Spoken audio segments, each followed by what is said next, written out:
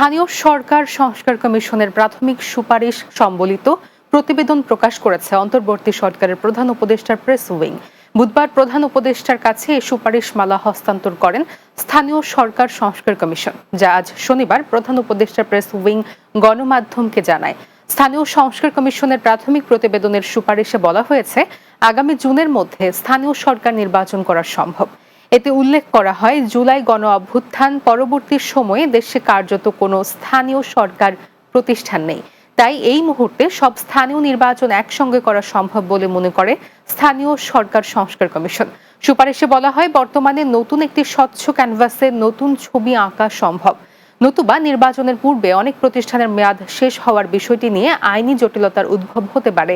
এতে বলা হয়, আগামী মার্চ এপ্রিল 2025-এর মধ্যে একটি অধ্যাদেশের মাধ্যমে 5টি প্রতিষ্ঠানের জন্য 2টি একীভূত স্থানীয় সরকার আইন প্রণয়ন করে আগামী জুন 2025-এর মধ্যে সব সমতল ও পাহাড়ের ইউনিয়ন পরিষদ, উপজেলা পরিষদ, পৌরসভা, সিটি কর্পোরেশন ও জেলা পরিষদ নির্বাচন অনুষ্ঠান করা যেতে পারে।